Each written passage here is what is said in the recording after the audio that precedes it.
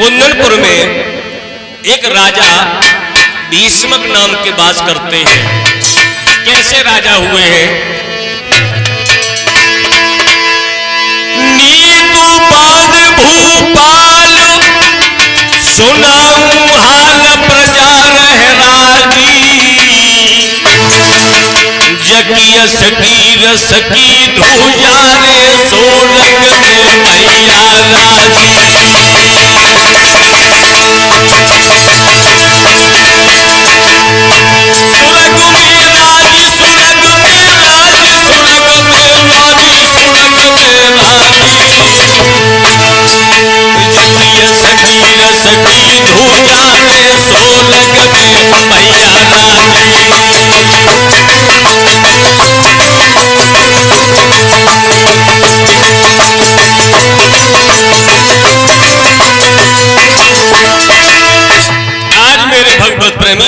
इसी कुंदनपुर में राजा भीष्मक वास करते हैं, जिनके 4 पुत्र हैं और मेरे श्रोताओं एक पुत्री ने जन्म लिया जिसका नाम रुक्मिणी हुआ है। रुक्मिणी, और रुक्मिणी ये साक्षात लक्ष्मी का स्वरूप है, कोई और गैर नहीं।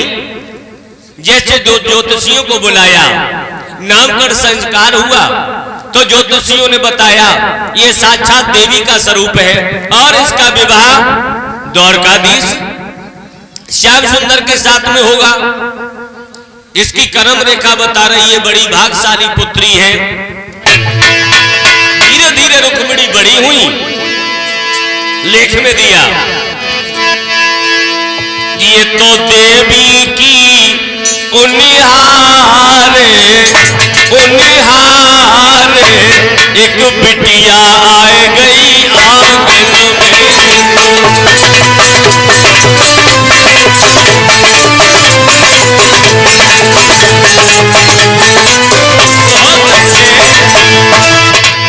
धीरे धीरे रुक्मिणी बड़ी होने लगी। अब तो इन्होंने जब बड़ी होने लगी तो लड़कियों के साथ में खेल खेलने लगी। कौन सा? आंख में चोनी का। अरे किसी लड़की की आंखें बांध करके ढूंढने के लिए छोड़ दिया जाता है।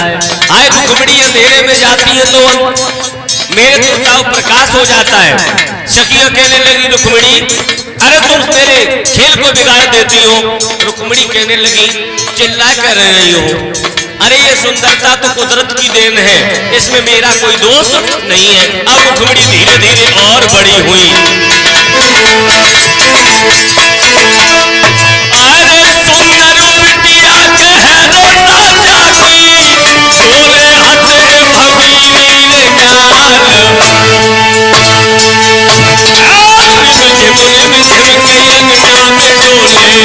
लागी शोभा के तरही बाजार।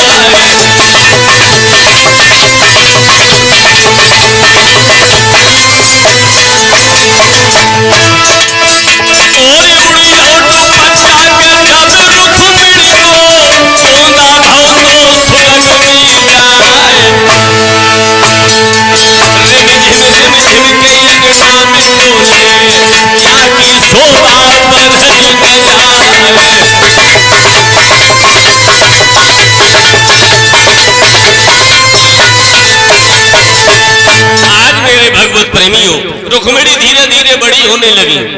अब जब बड़ी होने लगी है, धीरे धीरे विवाह के योग होने लगी। अब माता पिता को चिंता बढ़ने लगी। राजा भीष्मक ने देखा और रुकुम को बुलाया। राजा भीष्मक ने रुकुम को बुला करके कहा बेटा रुकुम, अब रुक्मिणी विवाह के योग हो गई है, घर भर की तलाश करो। और मैं आप लोगों को भी बता रहा हूं, जब लड़की 12-13 वर्ष की हो जाए तो आप लोगों को चिंता होनी चाहिए, घर भर की तलाश कर लो, पहले से देखना शुरू कर दो। लेकिन भूल करते हो, जब लड़की 30 वर्ष की हो जाती है, विचार आता है मेरी लड़की शादी की हुई, कहीं घर मिलता है, कहीं भर मिलता है, कहीं भर मिल जाता है, घर नहीं मिलता है। 5 वर्ष और निकल गई, 35 की हो गई। मेरे भगवत प्रेमियों, 35-35, 40-40 वर्ष लड़कियों की उम्र हो जाती है। तुम्हारे जीवन को धिक्कार है। कम से कम विचार करना चाहिए। लड़की की आयु 20 वर्ष से लमसम में शादी कर दो, 15 से लेकर के 20, और 20 के यदि ऊपर लड़की जाती है तो समझ लो तुम्हारी भूल है इस कलयुग में। आज मेरे भगवत प्रेमियों, रुकुम को बुलाया। रुकुम कहने लगा, पिताजी तुम्हारे होते होते मुझे क्या आवश्यकता पड़ गई है। राजा भीष्मक ने कहा, पुत्र जब बराबर का हो जाए, कथा सुनने आए हो तो ध्यान इधर रखना, जब तुम्हारा पुत्र के पैर का जूता एक नाप का बनने लगे, पिता का पुत्र का, तो पिता को पुत्र ना समझ करके मित्र समझना चाहिए। और कोई काम करे तो पुत्र को पूछ करके, यदि तुमने इस कलयुग में बिना पूछे अगर कोई काम किया तो हो सकता है कि तुम्हारा समाज में तुम्हारा पुत्र अपमान कर सकता है, अपमान कर देगा। लेकिन अब सिस्टम बदल गया है कलयुग में। आज मेरे भगवत प्रेमियों, रुकुम कहने लगे, पिताजी रुक्मिणी के योग तो हमारा साला है, चंदेरी का रहने वाला है शिशुपाल। राजा भीष्मक ने कहा, रे रुकुम तेरी बुद्धि खराब हो गई है क्या? तू अपने बहन का विवाह अपने साले के साथ में करेगा? रुक्मी को बुलाया जाए। बेटा रुक्मी, आज मेरे भगवत प्रेमियों रुक्मी भाग करके आ गया। जी पिताजी, अरे ये बताओ रुक्मिणी का विवाह किसके साथ में किया जाए? रुक्मी कहने लगा, पिताजी मेरी बहन का विवाह द्वारकाधीश भगवान के साथ में किया जाए। हाय, राजा भीष्मक कहने लगे, बेटा तूने तो मेरे मुंह की बात छीन ली। बस मैं यही कहना चाह रहा हूं, मेरी पुत्री के योग तो द्वारकाधीश भगवान है। आज मेरे तोताओं, रुक्मी में और राजा भीष्मक में जब बात होने लगी तो रुकुम अपने पिता के सामने आया और कहने लगा,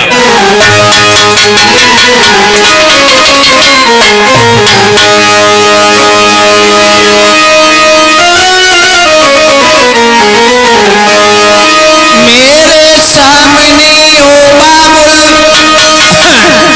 इधर देखिए उधर देखने की जरूरत नहीं है, पहले तुम भाग लो। मेरे सामने ओ बाबुल ये चालें नहीं चल पाएंगी, ये शादी मंजूर भई तो तलवारें चल जाएंगी।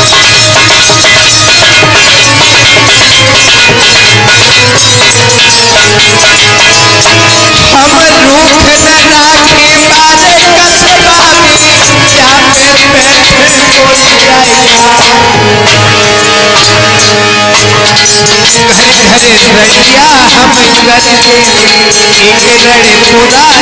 एक बनवानी।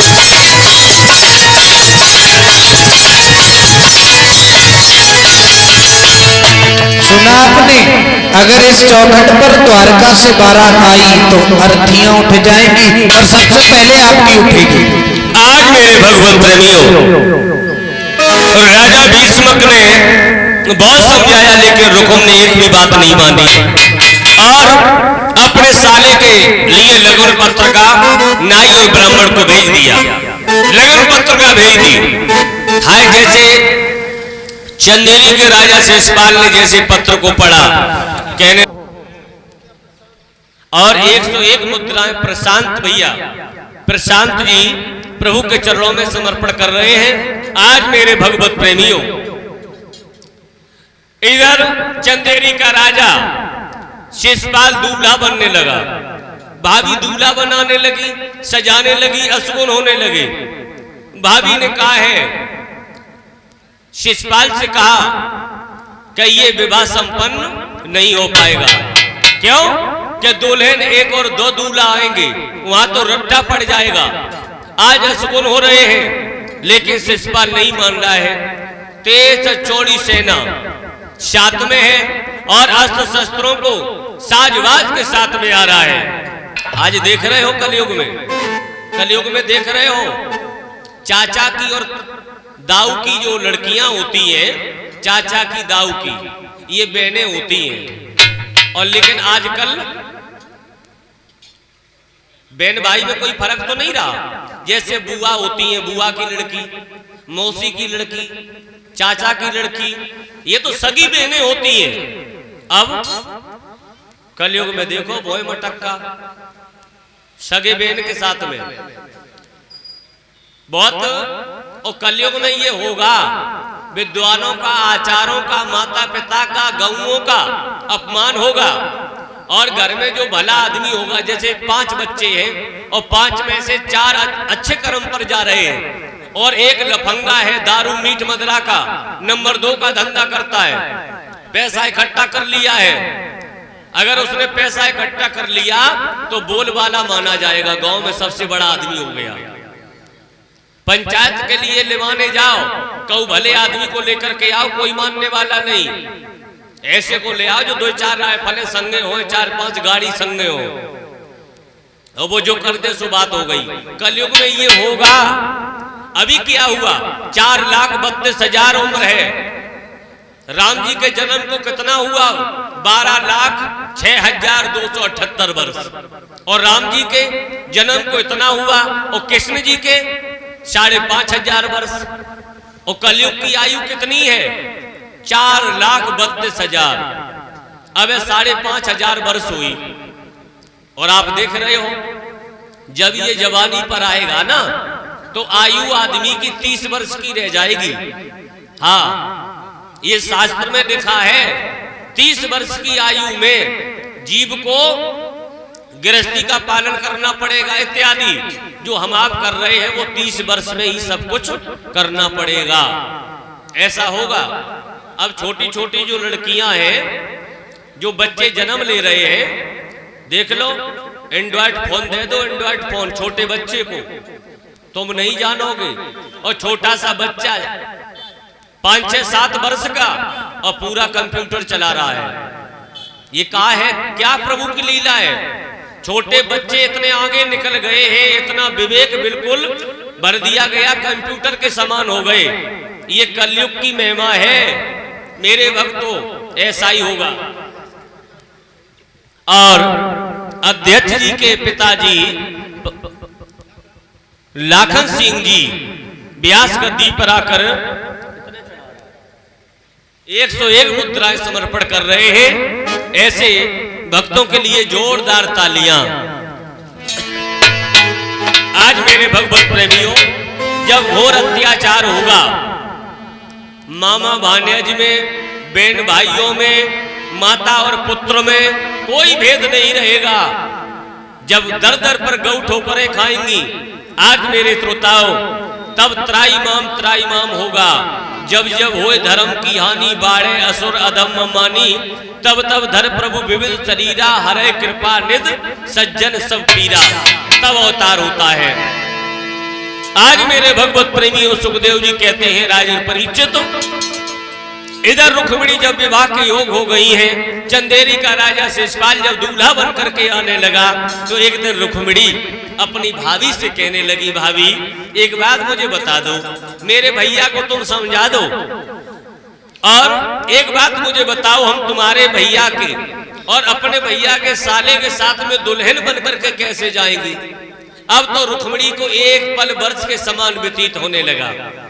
विचार किया, अब मैं अपने भैया के साले के साथ में दुल्हन बन करके नहीं जाऊंगी, आत्मघात कर लूंगी।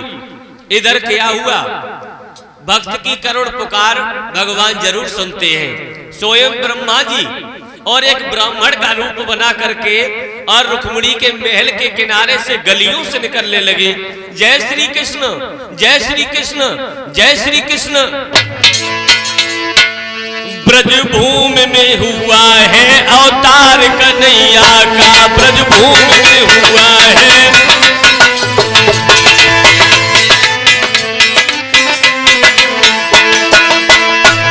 अवतार कन्हैया का, अवतार कन्हैया का, दर्शन हो जिसे वो है दीदार कन्हैया का, दर्शन हो जिसे वो है दीदार कन्हैया का।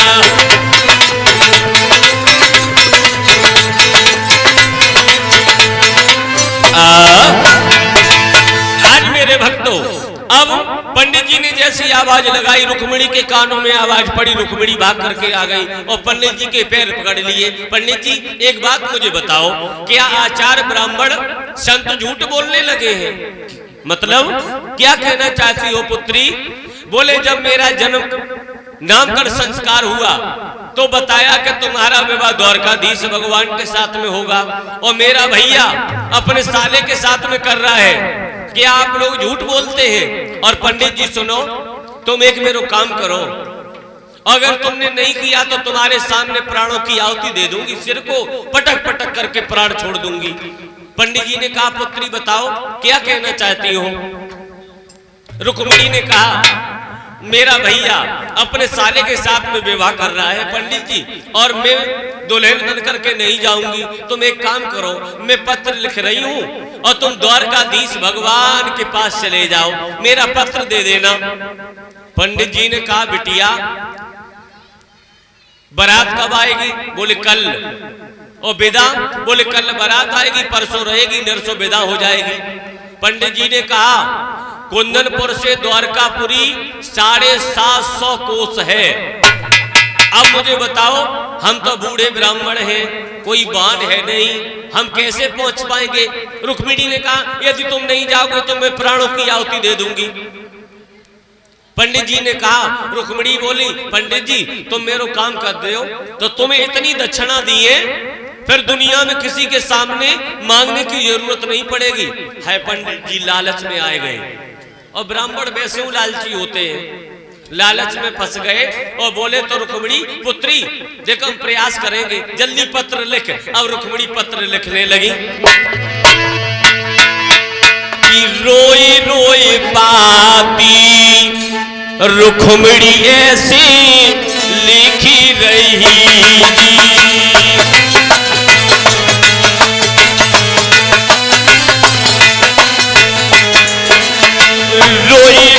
पाती रुक्मिणी ऐसी लिखी रही जी। जाके दिल में हमें आके दिल में दुख है आपार, रोई रोई पाती रुक्मिणी ऐसी लिखी रही।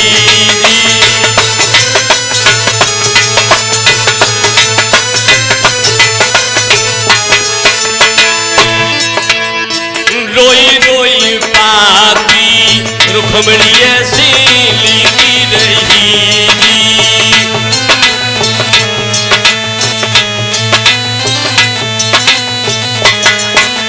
बहुत अच्छे। और हमारे अध्यक्ष जी श्रीमान पप्पू यादव हलुआ निवासी नोटों की बारिश करने लगे हैं। ऐसे भक्त के लिए अध्यक्ष जी के लिए जोरदार तालियां, जोरदार तालियां। हाथ जोड़े के कईयों नदी लाल से जी।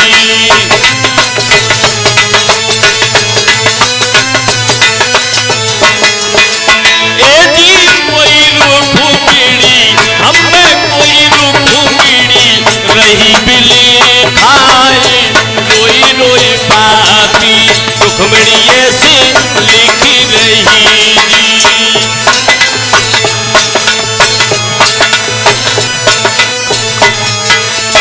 ध्यान आवे मुझ से पाले जी।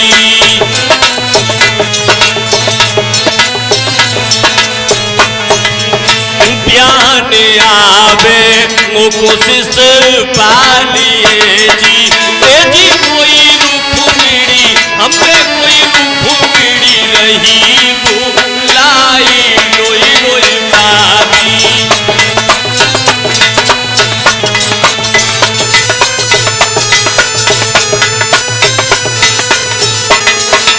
आज मेरे श्रोताओं रुक्मिणी ने पत्र लिखा, लेकिन रो रो करके लिख रही है। जितना लिखा है उतने आंसू गिर करके सब बेकार हो गया। पंडित जी ने कहा रुक्मिणी हिम्मत को बांध करके जल्दी लिख, पल पल लेट हो रहे हैं, एक पल वर्ष के समान व्यतीत हो रहा है। रुक्मिणी ने हिम्मत को बांध करके पुनः फिर पत्र लिखा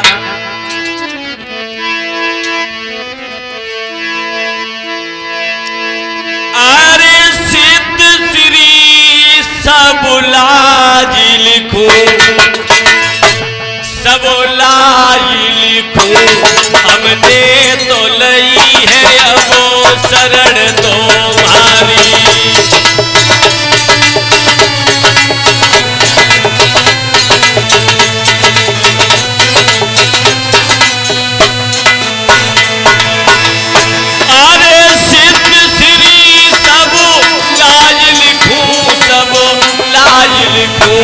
सब लाज लिखूं, हमने तो लई है अब शरण तुम्हारी।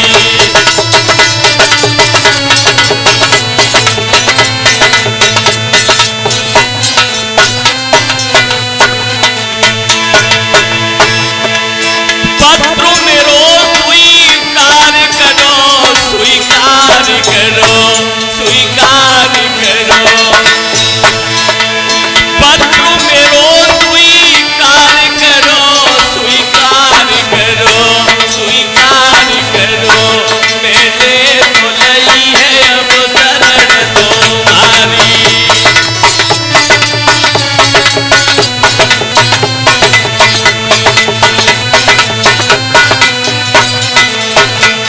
और लिखा, नाथ यदि तुमने पत्र स्वीकार नहीं किया, तुम नहीं आए, तो मैं अपने भैया के साले के साथ में दुल्हन बन करके नहीं जाऊंगी। और क्या लिखा, अरे दिल में नई धीर धरूंगी, अरे दिल में नई धीर धरूंगी, धीर धरूंगी, धीर धरूंगी। और मैं तो खाई जहर मरूंगी।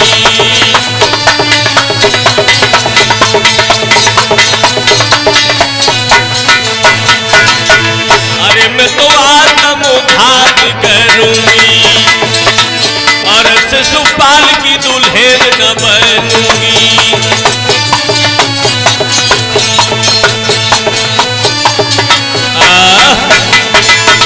आज साफ साफ लिख दिया और नीचे लिखा है कन्हैया से, बोले अकेले मत आना।